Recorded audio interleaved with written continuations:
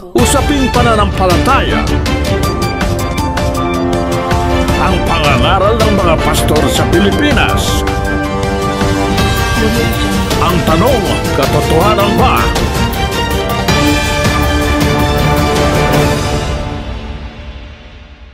Hello guys! Ang pagtalakay at pagsusuri sa mga mangangaral na tatalakayin natin ay layunin nating magbigay ng makakristyanong pagsusuri sa mga pahayag ng mga pastor. Hindi para manira, kundi para magbigay linaw. Ating patutugtugin ng buo ang video upang maiwasan ang maling konteksto. At ginagamit natin ito sa ilalim ng prinsipyo ng fair use para sa komentaryo at edukasyon. Maraming salamat. Ayon sa Biblia, ang Espiritu Santo ay ang taga-aliw, gabay, at tagapagturo na ipinadala ng Diyos upang manahan sa mga mananampalataya. Siya ang nagbibigay ng lakas, karunungan, at patnubay upang mamuhay ayon sa kalooban ng Diyos. Naniniwala tayong yung Espiritu Santo bahagi nung tinatawag na Godhead o Kadyosan. Yung pagiging Diyos, bahagi niyang Espiritu Santo nung sinasabing Diyos o Kadyosan sa Biblia. Ngayon, paano po natin ito pag-aaralan at liliwanagin sa pagtuturo ng kasulatan? Alamin po natin yan sa pamamagitan ng atin ng kinasanayang magtatanong tayo, sasagutin natin ang pasasagutin natin ang Biblia. Umpisahan na po natin. Ayon po sa Biblia, yung Diyos, ano yun? Isa sa definisyon ng Biblia tungkol sa Diyos, pakinggan nyo sa Juan 4 at 24. Ang Diyos ay Espiritu, at ang mga sa Kanya'y nagsisisamba ay kinakailangang magsisamba sa Espiritu at sa katotohanan. Kaya dito, mababasa natin na ang Diyos ay Espiritu. Ngayon, aalamin natin, ang Diyos ba na Espiritu, meron siyang kaparehong Espiritu? Kasi, ganyan po ang Iglesia ni Cristo eh. Ang Diyos ay Espiritu. Si Kristo ay hindi Espiritu, kundi may laman at buto. Kaya ay katao. Ayun. Ganon kanilang konklusyon. Yung marahas na konklusyon ang kanilang ginagawa. Alamin natin, kung ang Diyos ay Espiritu, yung Ama ko, kasi yung tinutukoy ho dun sa 4.24, yung Ama hindi ba kapatid na Willie, no? Itaas mo sa 23. Ikoma mo sa 23. Tatapwat dumarating ang oras at ngayon nga nasasambahin ng mga tunay na mananamba ang Ama sa Espiritu at katotohanan, sapagkat hinahanap ng Ama ang mga gayon na maging mananamba sa Kanya. Ang Diyos ay Espiritu, at ang mga sa Kanya'y nagsisisamba ay kinakailangang magsisamba sa Espiritu at sa katotohanan. Ayun. Ang tinutukoy na Diyos na Espiritu ron yung Ama. Ngayon, sa termino ng Biblia, ano pa ang isang pakilala ng Biblia tungkol dun sa Diyos na Ama? Pakinggan nyo sa Hebreo 12:9. Bukod dito, tayo'y nangagkaroon ng mga ama ng ating laman upang tayo'y parusahan. At sila'y ating iginagalang. Sabi ni San Pablo, sa mga taong kagaya natin, tayo nagkaroon ng mga ama ng ating laman. Itong laman ko, may ama ito. Ang ama ko, si Ginoong Triunfo Soriano. Itong aking laman, itong pagiging laman ng aking katauhan, may ama ito, may pinagalingan ito. Tawag doon, ama ng ating laman. Ayun. Upang sila ay ating igalang. Pinaparusahan nila tayo pag tayo mali, yung ating mga ama ng ating laman. Ano ngayon ang sabi ni San Pablo? Anong gusto niyang ibigyan ng emphasis sa bagay na ito? Hindi baga, lalong tayo'y pasasakop sa Ama ng mga Espiritu at tayo'y mabubuhay? Yan pong Ama tinatawag din sa Biblia na Ama ng mga Espiritu. The Father of Spirits. Doon lang agad nating makukuha, marami ho palang espiritu, no? Kasi yung Ama tinatawag na Ama ng mga Espiritu.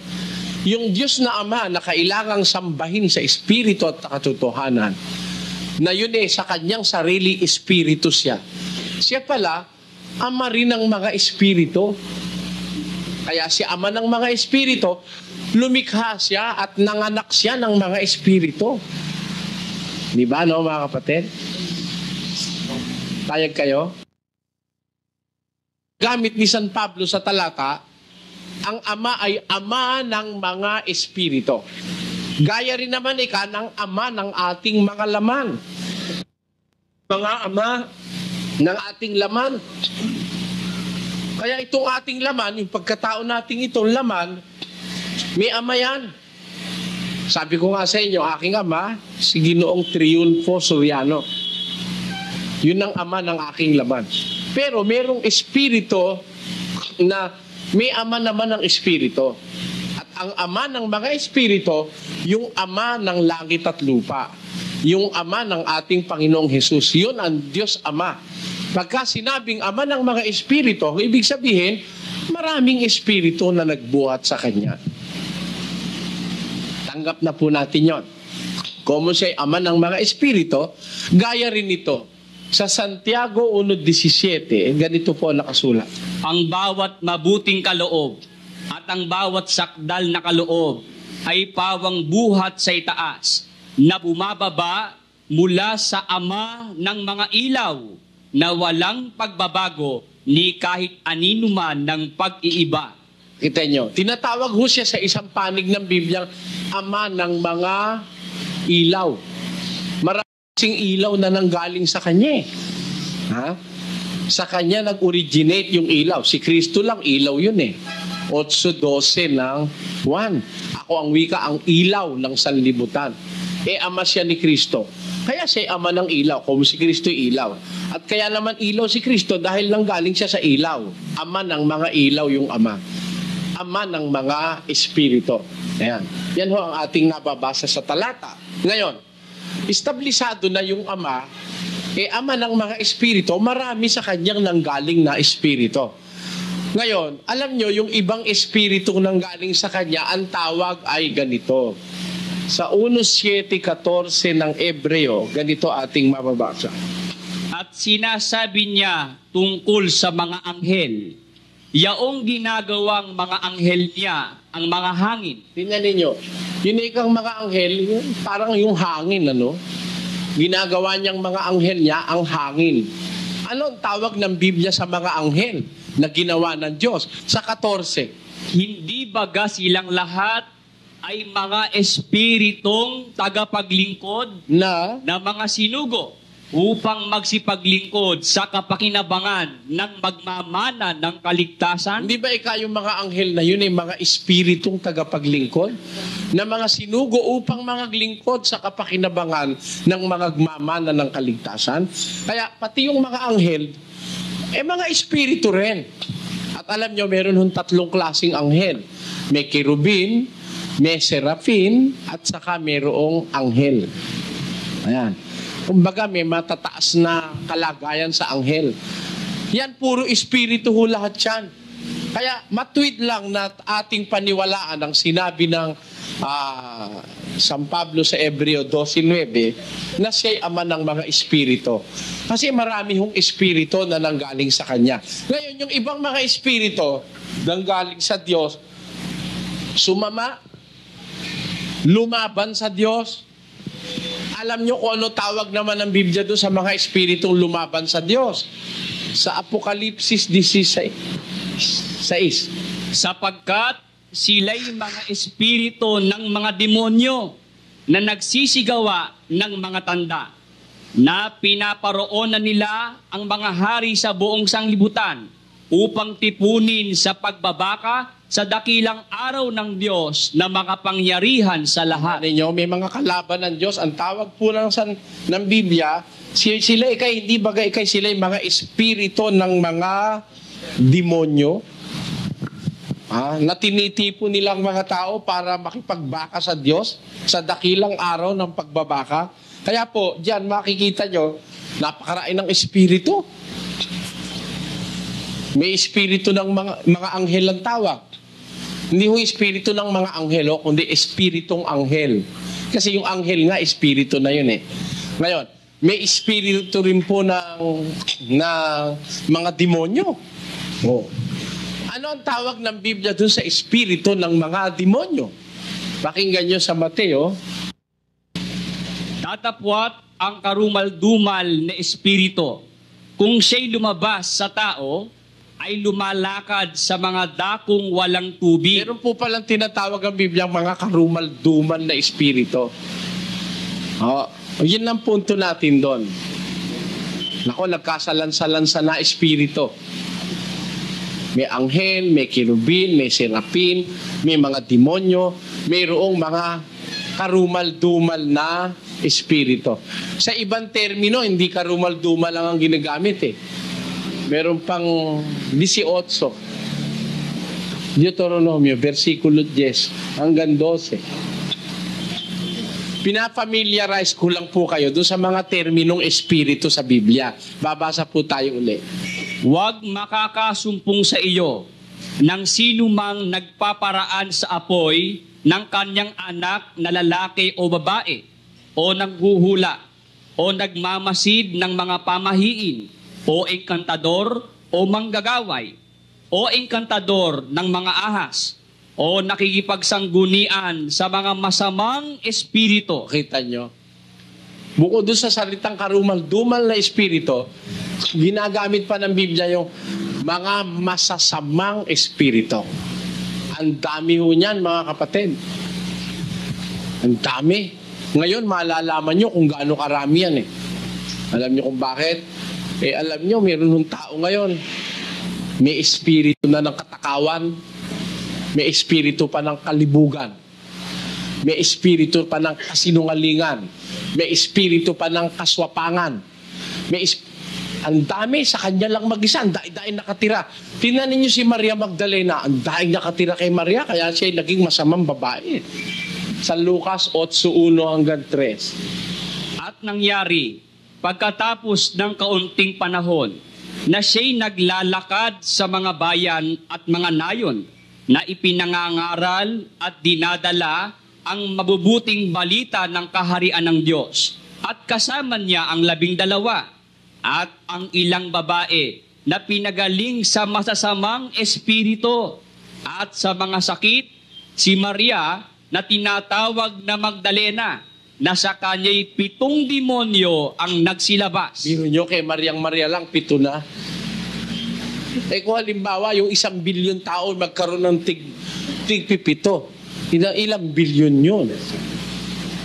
7 bilyong espiritu. Ang dami. Kaya yung sinasabi nitong mga Budista, itong mga Zen, itong mga Zoroastrianism, itong iba-ibang mga pananampalataya dyan sa India, sasabihin, yun daw espiritu. Yun daw nagpapalipat-lipat lang. Baway ka, nangamatay ka. Yung espiritu mo, kakapite ka sa puno ng mangga.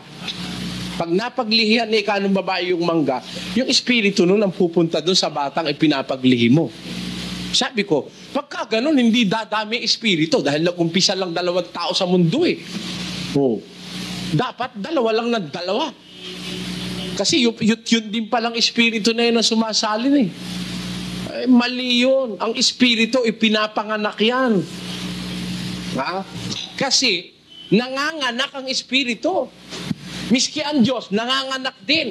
Miski yung masasamang espiritu, mula nang yan ay maging espiritu, nagpo-produce din ng mga espiritu ang Diyos na nubandang huli naging masama. Kaya nga dumami ang masasamang espiritu na yan eh. Pakinggan nyo. Sa 3 ng Juan. Sasabihin mo, yun lang espiritu nung namatay, yun lang ang sasabit-sabi ko nga eh. Natawa pa yung kausap ko eh. Kung halimbawa yung espiritu na namatay, sumabit sa bayabas. Nahulog yung bayabas.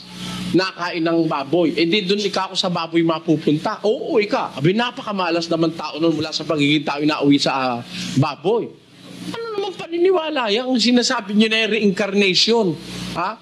Na yung espiritu ng namatay, sasalin sa iba. If that is the case, hindi dadami mga espiritu, di ba? Naintindihan niyo po ibig ko sabihin?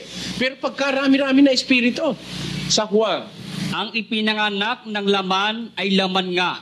At ang ipinanganak ng espiritu ay espiritu nga. nanganganak ba espiritu? Ang ipinanganak ng laman, laman nga. Ang ipinanganak ng espiritu ay espiritu nga. Therefore, sa terminong ito, nanganganak ba ang espiritu o hindi? Kung ang Diyos ay espiritu, pwede ba siyang manganak? Sabi nila, hindi raw. Napaka-ano naman, backward naman yon. Bakit? Ikaw, hindi ka espiritu, laman ka. Tama? Sino gumawa sa'yo? Yung Diyos na espiritu. Kung ikaw na ginawa ng Diyos na espiritu, pwede kang manganak. Siya pa, hindi pwedeng manganak. Ano ka ba naman? Ewan ko kung naintindihan niyo ako. Pero maliwanag sa Biblia na ang espiritu nanganganak. Kaya nga yung Diyos na espiritu nanganak eh. Tinawag siya ng Biblia Ama ng mga espiritu. Father of the spirits. Ngayon, isa sa kanyang anak, si Kristo. Na yun ang katangi-tangian niyang bugtong na anak. Yun ang kanyang ipinanganak. Yung ibang espiritu, nilikha niya yun eh. Yung mga anghel, mga kerubin, nilikha niya. Pero hindi kagaya ni Kristo, sa kanyang pagiging espiritu, unique siya. He was a part of the Father. Ipinanganak siya ng Ama. Iniluwal siya. Sabi sa Kawikaan, ako'y nailabas mula nung wala pang pasimula. Mula nung araw, wala pang pasimula. Ako'y nailabas. Inilabas siya ng Diyos mula sa kanyang kadyosan o deity o kanyang Godhead, nilumabas yung Kristo. Yan ang dapat nating makita. Kaya po, walang pag-uusap dun sa sinasabing ang espiritu sasalin sa... Hindi po pwede yun. Nasalin-salin lang. Kung ganon, dalawa lang ang espiritu hanggang ngayon. Dapat dalawa lang ang klase ng tao ngayon. Kung lasenggo at isa naman ay sugarol, dalawa lang, lasenggo at sugarol. May babaero May sinungaling. Tao, alam nyo, may tao, napakasinungaling. Naniniwala kayo ron? May espiritu ng kasinungalingan yun. May tao, napakahilig sa laman. 80 anyos na, gusto pa mga batang-bata. May espiritu naman ng kademonyohan yung andon. Meron naman tao, may espiritu ng pagkamahiyain, kahit sino kaharap, parang... Meron naman espiritu ng kayabangan, akala mo siya lagi ang presidente, number 1 siya. Wala siyang stage fright. May kanya-kanyang masasamang espiritu dumadating sa tao. At si Maria Magdalena nga 7 nagsama-sama sa kanya. Naging paborito nila si Maria Magdalena. Naglalaro sila doon sa puso ni Maria. Kaya siya sumama noong umpisa si Maria. Diyan makikita natin ang origin of spirits. Yan tinatalakay ko sa inyo is the origin of spirits. Hindi dadalawa lang ang espiritu mula kay Eva at kay Adan na nagsalin-salin lang. Habang dumadami ang tao, eventually, dumadami rin ang mga espiritu. Ayan. Sapagkat nakakagawa ang Diyos ng espiritu, nakakalikha siya Di ba? At alam nyo, yung mga ibang espiritong ginawa ng Diyos, napasama ng mga taong masasama o ng demonyong masama. Napasama nila yung espiritu. Kaya alam nyo, isa sa mga bilin sa atin ng Biblia, na yung ating espiritu mag-ingat tayo na maingatan yung ating espiritu kasi baka mapasama rin yun di ba, kapatid na Willie? Pakibasa mo. At pakabanalin kayong lubos ng Diyos din ng kapayapaan, at ang inyong espiritu at kaluluwa at katawan ay ingatang buo na walang kapintasan sa pagparito ng ating Panginoong Hesukristo. Kaya tingnan po ninyo yan, nasa pag-iingat ng Diyos yung espiritu, kaluluwa at katawan ng Kristiyano.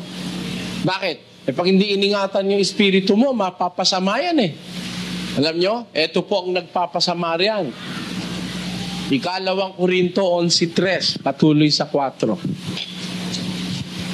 Ngunit ako'y natatakot. Baka sa anumang paraan kung paanong si Eva ay nadaya ng ahas sa kanyang katusuhan ang inyong walang malay at malinis na mga pag-iisip na kay Kristo ay pasamain, sapagkat kung yaong paririto ay mangaral ng ibang Jesus na hindi namin ipinangaral, o kung kayo'y nagsisitanggap ng ibang espiritu na hindi ninyo tinanggap, o ibang ebanghelyo na hindi ninyo tinanggap, ay mabuting pagtiisan ninyo. Tanyo, may nakakapagpasama sa espiritu mo eh. Alam niyo sino magpapasama?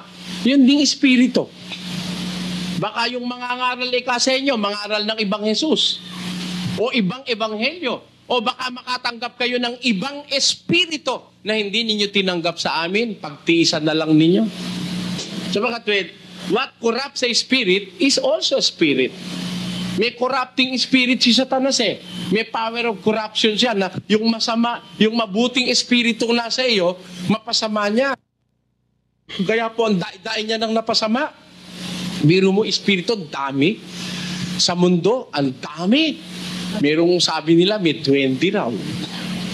May tikbalak. May nuno sa punso. Ha? May, ang dami. Merong espiritu ng mga mambabarang, mangkukulam, manggagaway. Meron ho talaga niyan. Mga nangkukulam na yan, meron yan. Eh, si kapatid na Peris, kinukwento sa akin nung araw eh. Meron daw matanda. Sila raw mga batang maliliit. Mga siguro 7 taon na ako. Meron kaming nakitang matanda doon sa mga pinaglalaroan namin may malapit sa gubat. Sabi ng matanda, halika kayo, kayong 4. Dasalin nyo ito. Dinasal daw nila. Hindi naman daw nila naintindihan, Latin. Yung konti, sabi raw sa kanya, ganun nyo yung kamay nyo, yung daliri. Ganun nyo Ginanon nila, 4 sila. Lagay nyo sa ilalim ng tao, daliri. Iniangat nila yung tao, malaking tao, daliri lang nila 4. Tapos, yun daw posporo, inilagay sa lamesa. Yung mga palito ng posporo, nagsasayaw. Tumayo, nagsasayaw. Naniniwala kayo may masamang espiritu? Yung sinasabi nilang mga katatakutan, ang may gawa niyan masasamang espiritu eh. Nag-aanyo lang, doon sa naisip mong anyo, nag-aanyo siya. Halimbawa, manananggal.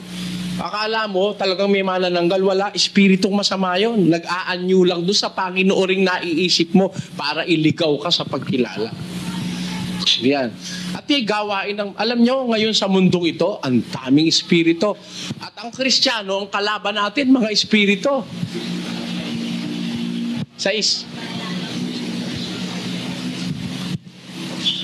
Sapagkat ang ating pakikibaka ay hindi laban sa laman at dugo, kundi laban sa mga pamunuan, laban sa mga kapangyarihan, laban sa mga namamahala ng kadilimang ito sa sanglibutan, laban sa mga ukol sa espiritu ng kasamaan sa mga dakong kaitaasan. Kita nyo, ang nilalabanan ng Kristyanismo, ang atin ang pakikilaban hindi laban sa laman at dugo, kundi laban sa mga pamunuan, laban sa mga kapangyarihan, laban sa mga namamahala ng kadilimang ito sa sanlibutan, laban sa mga ukol na sa espiritu ng kasamaan sa dakong kaitaasan.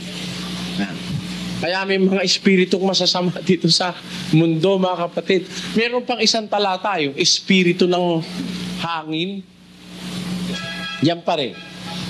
Na inyong nilakaran noong una, na ayon sa lakad ng sanglibutang ito, ayon sa pangulo ng mga kapangyarihan ng hangin, ayon sa ayon sa mga kapangyarihan. Isa pangulo muna. Ayon sa pangulo ng mga kapangyarihan ng hangin. Tanyo, meron pa silang meron pa silang head. Meron silang titular head. Ayon sa pangulo ng mga kapangyarihan ng hangin na ngayon ng espiritu na ngayon gumagawa sa mga anak ng pagsuway. Kita nyo? Ang dami. Kaya tayo may battle. Tayo mga Kristiyano may battle against spirits. Nakikipaglaban tayo dyan sa mga espiritu ng mga pangulo ng mga hangin na espiritong gumagawa sa mga anak ng pagsuway. Ba alam nyo kung bakit may drug addicts? may mga mad killer, may heinous crime, may drug pusher, may babaeng turotot ang asawa, may manunurutot, may kaliwete. Yan ang nagpapagawa dyan, espiritu. As per our human natural being, hindi natin kayang gawin yung ganong katitinding sama eh. Biro mo anak mo yung anak mo yung, ano tawag doon? Sasaksakin mo anak mo? Anak mo mismo? Oh, kaya mo bang gawin yon by your nature? Na yung anak mo, papatain mo? Yung magulang mo, sasaksakin mo, kaya mo bang gawin yon by yourself alone? Tao ka rin, nilikha ka ng Diyos, tatay mo yun, doon ka nang galing, sasaksakin mo yung magulang mo. Anak mo galing sa'yo, sasaksakin mo, lalasunin mo, by yourself, you cannot do it. Pero may sinasabi ang Biblia, sikreto kung bakit napakaraing kasama ang nagaganap ngayon. Ano yon? Yung espiritong gumagawa sa mga anak ng pagsuway. Pangulo ng mga espiritu ng hangin. Yung ang dami niyan. Kung sa inyo, kung bibilangin mo yan, di mo kayang bilangin sa pambilang ng tao. Sa daing niyang espiritong masasama na yan. Eh, yung mga masasamang espiritu na yan, hindi naman basta namamatayan. Alam niyo ba kung kailan mapupuksa yan? Sa paghuhukom pa. Doon papupuksain yan sa dagat-dagatang apoy. Pakinggan nyo sa isang talata.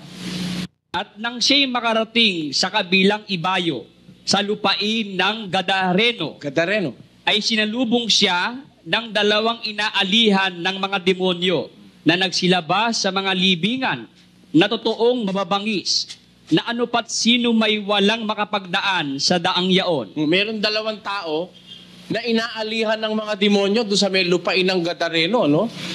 Na itong mga taong ito mababangis. Dahil mababangis yung espiritong masamang nasa kanila. Walang makadaan doon sa daan na yon.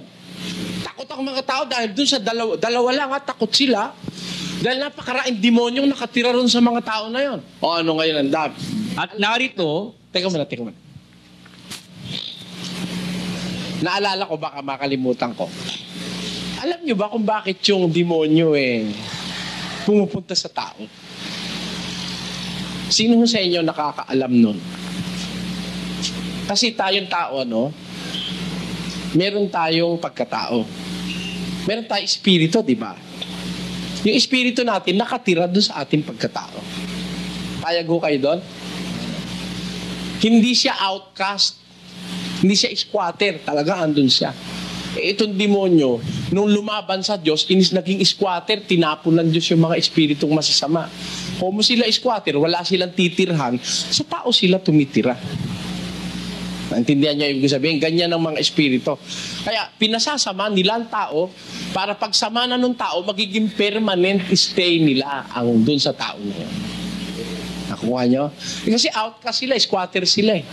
Hindi ba kagaya nating mga tao? Meron talaga tayong espiritu para sa atin. Magpakatuwid ka lang, meron kang permanent na tahanan dito sa lupa, at pag naging naligtas ka, may permanent ka pang mas maganda pang tahanan sa langit. Eh, yung mga espiritu, palibasa outcast yan, walang laman, yan, mga nag-aano yan naghahangad silang magkaroon ng sariling tahanan. Kaya nga nung unang panahon, sa panahon ni Noe, yung mga anghel nagkumuha sila ng katawan tao at nag-asawa sila sa mga anak ng mga tao. Kaya nga nilipol ng Diyos yung unang sanlibutan Ganyan trabaho ng mga espiritu. Wala silang mapupunta. Sa tao sila pumupunta. Ngayon, yung dalawang taong napuntahan nila, maandain nila, bumangis. Sige, tuloy ang basa. Sino may walang makapagdaan sa daang yaon, na sila'y totoong mababangis. At narito, sila'y nagsisigaw na nagsasabi, anong aming ipakikialam sa iyo, ikaw na anak ng Diyos? Naparito ka baga upang kami iyong pahirapan bago dumating ang kapanahunan? Tamo, alam nung mga demonyo na, yung mga demonyo doon sa tao, nagsisigaw, Jesus, ikaw na anak ng Diyos, ano pakikialam namin sa iyo? Naparito ka ba para parusa, pahirapan kami bago dumating ang kapanahunan? Alam nila, mayroong appointed time na sila ay pupuksain ng Diyos. Kaya nagrereklamo sila kay Kristo, pupuksain mo na ba kami bago dumating ang kapanahunan? Ano ang pakiusap nila kay Kristo? Tuloy.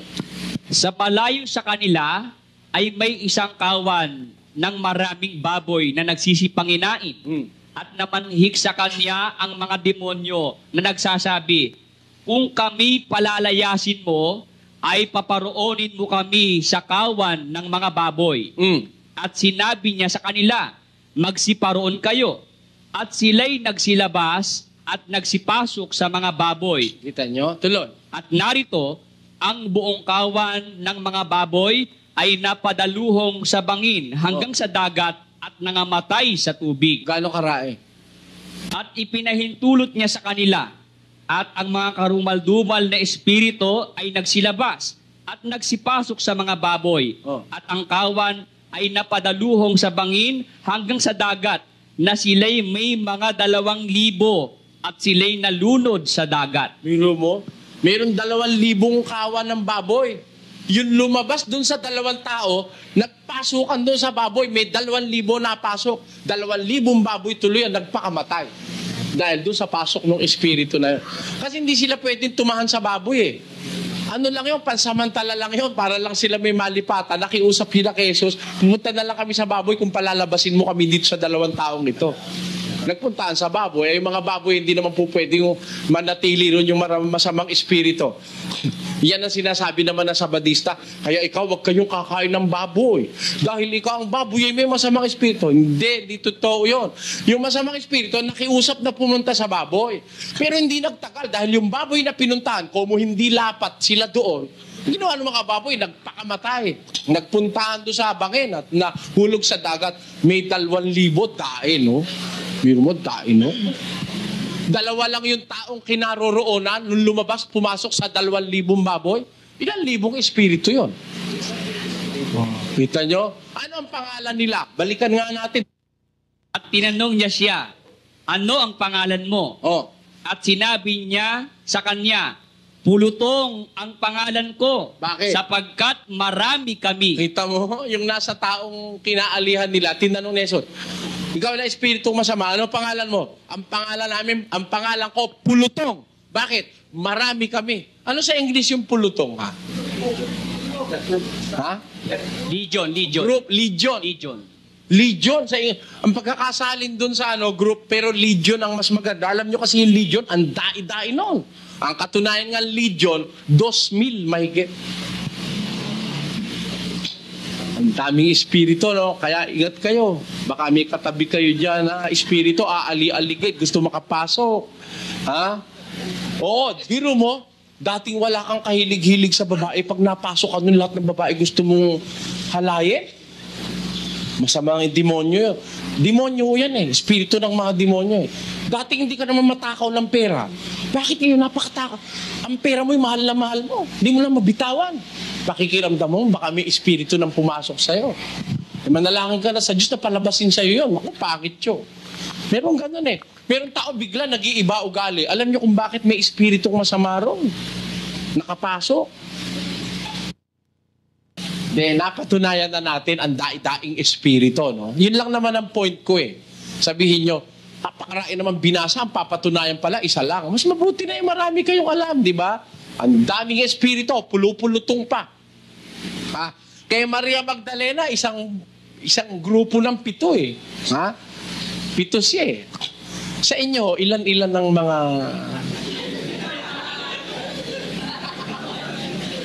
Ako ho, 3. 3 sa akin. Alam ko, meron akong 3 espiritu. Malalaan nyo rin ho, ibig ko sabihin. Ngayon, ang ating tanong ganito, punta tayo sa Espiritu Santo. Yung Espiritu Santo, ayon sa Biblia, saan nagpasimulang makita natin siya sa Biblia? Let us trace the origin of the Holy Spirit. Therefore, of course, the origin is the Father because the Father is the Father of spirits. Tanggap niyo yon? Siyempre, ang pinanggalingan ng Espiritu Santo yung Ama sapagkat siya ang Ama ng mga Espiritu. Pero, when was this Spirit, as portrayed by the Bible, came into existence? Kailan ito nag-umpisa?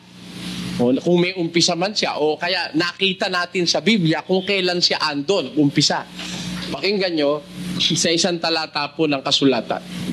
Sa Genesis 1:1 patuloy sa 2. Nang pasimula ay nilikha ng Diyos ang mga langit at ang lupa.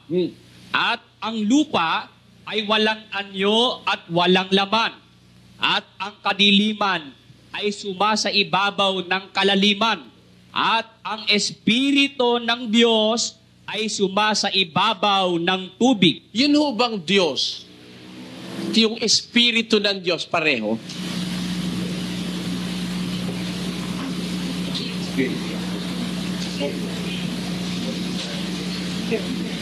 Hindi.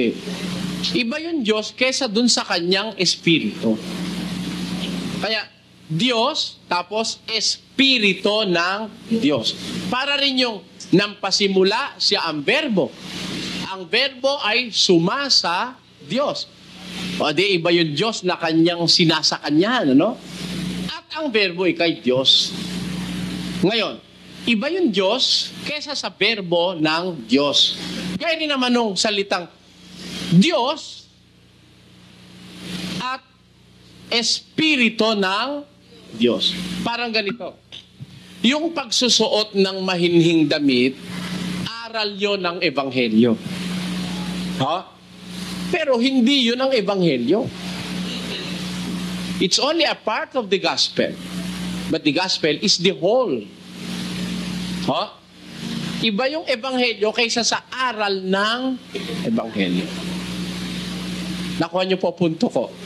Ngayon, pag sinasabi ng Biblia, Espiritu ng Diyos, hindi kasamang buo ron. Hindi yun ang Ama. Hindi rin yun ang Anak. Espiritu yun ng Diyos. Nakuha niyo po punto? Ibang paniniwala ng marami dyan, mula sa Katoliko, sa iba't ibang mga sekta, yun daw tatlo, Ama, Anak, Espiritu Santo, pare-pareho lang daw yun. Hindi raw nagkakaungusan yun. Pantay-pantay daw ang kapangyarihan nun. At dito naman ng Diyos, Jesus. Ano yung pangalan ng anak? Jesus. Ano yung pangalan ng Espiritu Santo? Jesus. Di silang lahat puro Jesus. Hindi man lang sana man lang kung naging Jesus Senior, Jesus Junior, at Jesus the Third. Hindi, puro sila pare-parehong Jesus, Jesus, Jesus. Jesus Mariosep. Yan paniniwala mo na yan. Ngayon, iba yung gusto ko pong i-portray sa inyo, something that is very noticeable. Pag sinabing Espiritu ng Diyos, hindi mismo yun ang Diyos eh. Nakukuha niyo po ang punto. Ngayon, ang sabi, nang pasimula, nilikha ng Diyos ang mga langit at ang lupa. Sa verse 1. Sa verse 2. At ang lupa ay walang anyo at walang laman. At ang kadiliman ay sumasa ibabaw ng kalaliman. At ang Espiritu ng Diyos ay sumasa ibabaw ng tubig. Pwede Espiritu ng Diyos, iba yung Diyos na lumilikha. Basahin niyo uli natin ang uno-uno. Pansinin niyo ang unang banggit. Nang pasimula ay nilikha ng Diyos ang mga langit at ang lupa. Ayun na yung Diyos, ano? Yun mismo yung Diyos ang lumilikha. Tapos, at ang lupa ay walang anyo at walang laman. At ang kadiliman ay sumasa ibabaw ng kalaliman. At ang Espiritu ng Diyos ay sumasa ibabaw ng tubig. kita nyo, may Espiritu ng Diyos. Bukod sa Diyos, may binabanggit pa ang Bibliang Espiritu ng Diyos. When we say Espiritu ng Diyos, yun na ba mismo ang Diyos o hindi? Espiritu ng Diyos yun. Parang ganito. At siya'y nararamtan ng damit na winisikan ng dugo. At ang kanyang pangalan ay tinatawag na ang verbo ng Diyos. Siya ay kay nararamtan ng damit na winisikan ng dugo. Ang kanyang wikang pangalan ay tinatawag na ang verbo ng Diyos. Yun ho ba'y Diyos? Yun ho bang verbo yung Diyos? Diyos ho ba yun o hindi? Diyos. Diyos. Siya ho ba ang Diyos? Hindi. Hindi. Yung verbo ay Diyos, pero iba siya dun sa Ama. Ang tawag sa Kanya, ang verbo ng Diyos. Gaya rin naman dun sa tawag na Espiritu ng Diyos, iba ho yung Diyos, iba yung Kanyang Espiritu. Ang Kanyang Espiritu ay bahagi ng Kanyang kadyosan o Godhead. The Spirit is not God the Father. Hindi yung Espiritu ang amang Diyos. Kasi Espiritu siya ng Diyos eh. Ayan, ang tawag ng Biblia. Yan ngayong Espiritu ng Diyos na yan, mga kapatid, yan ang ating ngayong pinapaksa. Yan ba may kalagayan? Kasi ang sabi nung iba, wala naman daw relevance, wala daw namang importance masyado yung Espiritu Santo. Para bang something na sa saksi ni Jehovah, something na hindi naman siya existing with his own being. Wala siyang sarili niyang kaanyuan. Ngayon, aalamin po natin sa Biblia. Meron ba siyang sariling kasyangaan? Yung ba tinatawag sa Bibliang Espiritu Santo, Espiritu ng Diyos, yung ba mayroong kanyang sariling kalagayan? Pakinggan nyo ang sabi ng ating Panginoong Jesus sa Juan, Kapitulo 16. Ganito ating mababasa. Pakinggan nyo po, mga kapatid. Sa 7. Gayon may sinasalita ko sa inyo ang katotohanan. Hindi mali yan, katotohanan yan. Sabi ko sa inyo, sinasalita ko sa inyo ang katotohanan, sabi ni Jesus, na nararapat sa inyo na ako'y yumaon, sapagkat kung hindi ako yayaon, ang mang-aaliw ay hindi paririto sa inyo. Ngunit kung ako'y yumaon, siya'y susuguin ko sa inyo. Sabi ni Jesus, kung hindi ka ako yayaon, ang mang-aaliw ay hindi paririto sa inyo. Nararapat akong yumaon sapagkat pagyaon ko, siya'y susuguin ko sa inyo. Yung mang-aaliw. Sino yon? Basa. Tatapwat pagparito ng mang-aaliw na aking susuguin sa inyo mula sa Ama. Sa makatwid bagay ang Espiritu ng katotohanan na nagbubuhat sa Ama ay siyang magpapatotoo sa akin. Ayon. Sino yung mang-aaliw? Yunika ang Espiritu ng katotohanan na susuguin sa inyo buhat sa Ama. May kalagayan o wala? Susuguin buhat sa Ama eh. Yung Espiritu ng katotohanan, yun ang mang-aaliw. Ano ang tawag ng Biblia doon sa Espiritu ng katotohanan na siyang mang-aaliw? Tuloy. Tatapwat ang mang-aaliw sa makatwid bagay ang Espiritu Santo na susuguin ng Ama sa aking pangalan. Ay? Siya ang magtuturo sa inyo ng lahat ng mga bagay at magpapaalaala ng lahat na sa inyo'y aking sinabi. Ayon. Ang mga aaliw sa makatwidbagay ang Espiritu, the Comforter, which is the Spirit, the Holy Spirit, pagdating ika sa inyo, siya ang magtuturo sa inyo at siya ang magpapaalaala sa inyo ng lahat ng bagay na aking sinabi. Kaya dito, sa mga talatang ating binasa, nangyayari po na makita natin merong picture na gustong i-portray ang Diyos sa atin na yung Espiritu Santo isang being, isang kalagayan na pagpanik ni Kristo sa langit, yun namang Espiritu Santo ang susuguin ng Ama dito sa lupa para umaliwat, kumandili at magturo dun sa mga alagad. Kasi nung nandito po si Kristo sa lupa, ang nagtuturo, kumakandili sa mga alagad, mismon siya. Pero pag panikoy ka sa langit, ang Espiritu Santo naman ang susuguin ng aking Ama. Siya naman ang aaliw sa inyo, magtuturo sa inyo. Siya naman ang magpapaalaala sa inyo ng lahat ng bagay na aking sinabi. Kaya meron pong being itong Espiritu Santo. Meron ho ba tayong patutuo sa Biblia na merong being o kalagayan ng Espiritu Santo? Pakinggan nyo sa Mateo 3, versikulo 16 hanggang patuloy. Umpisahan mo kaya sa 13. Nang magkagayoy, naparoon si Jesus mula sa Galilea at lumapit kay Juan sa ilog ng Jordan upang siya'y bautismuhan niya. Tatapwat, ibig siyang sansalain ni Juan na nagsasabi, kinakailangan ko na ako'y iyong bautismuhan at ikaw ang naparirito sa akin. Ngunit, pagsagot ni Jesus ay sinabi sa kanya, payagan mo ngayon, sapagkat ganyan ang nararapat sa atin ang pagganap ng buong katwiran. Nang magkagayoy, pinayagan niya siya. At nang mabautismuhan si Jesus, pagdakay umahon sa tubig. At narito, nangabuksan sa kanya ang mga langit. At nakita niya ang Espiritu ng Diyos na bumababang tulad sa isang kalapati at lumalapag sa kanya. Tenyo, iba yung Espiritu Santo, iba si Jesus. Binotismohan si Jesus, yung anak ng Diyos, ano? Nung binobotismohan sa siya, nabuksan ng langit. Nakita niya ngayon yung Espiritu Santo ng Diyos bumababa sa kanya tulad sa isang kalapati. Yung bang bumababa, iba sa binababaan. Kung siya rin yun, ba't naman bababa pa? Siya rin pala yun. Ang pangalan ng Ama, Jesus. Ang pangalan ng Anak, Jesus. Ang pangalan ng Espiritu Santo, Jesus.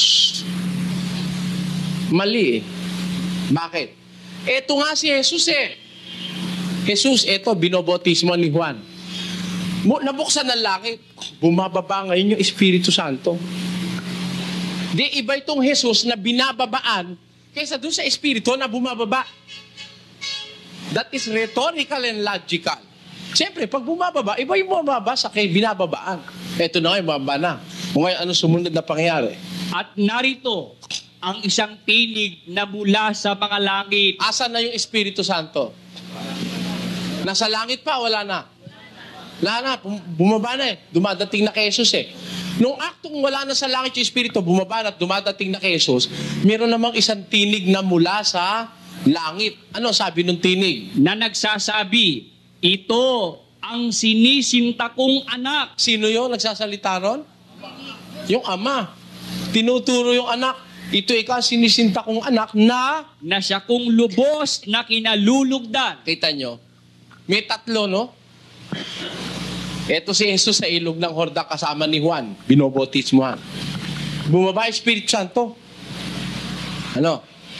Tapos, nung bumaba at nakababa na, nagsalita naman yung nasa langit. Ito sinisinta kong anak. Who do you think he is? Is he? The Father. Sabi niya, ito ang anak ko. Kaya, andun yung anak, yung Ama sa langit, yung anak nasa ilog ng Jordan, at yung Espiritu bumababa. Magkakahiwalay o hindi? Pare-pareho ba pangalan nun? Ano naman sasabihin? Jesus. Lahat yun, Jesus. Ay, pagka ganun lahat, Jesus, hindi na kailangan pakita pa yan. Siya rin pala yun. Asa ilog na siya ng Jordan. Ba't mabubuksan pa langit? At ba't mabababa pa naman ito? Siya rin pala yung bababa. Ano ba naman yun? Ano yun? Drama na arting hindi maintindihan? Sino nag-plot nun? Sino director ng nonsense na pangyayari na yun? Pagkalalabas na siya rin pala yun. Tapos titingala pa si Kristo sa langit. Ama ko, ba't mo ako pinabayaan? Siya rin pala yun. Hoy! Ba't mo ako pinabayaan? Ako rin ikaw eh. Ganun siya. Magkakaiba nga eh. Yung Ama nasa langit, yung anak nasa ilog ng Jordan, yung Espiritu Santo bumababa. Magkakaiba o hindi? Kaya, iba-iba ang being. May kanya-kanyang being. May kanya-kanyang kapangyarihan. At ang tao'y dapat masakop ng kapangyarihan ng tatlong ito. Pakinggan nyo sa utos ng ating Panginoong Jesus. 28:19. Dahil dito, magsiyaon nga kayo at gawin ninyong mga alagad ang lahat ng mga bansa na sila'y inyong bautismuhan. Saan? Sa pangalan ng Ama at ng Anak at ng Espiritu Santo. Ilan? Bautismuhan nyo sila sa pangalan ng Ama at ng Anak at ng Espiritu Santo. O meron silang kani-kanyang pangalan. May pangalan yung Ama, may pangalan yung Anak, may pangalan ang Espiritu Santo. Tatanong tayo, Bakit itong tatlong ito magkakaiba? Anong pagkakaiba ng Espiritu Santo doon sa mag-ama?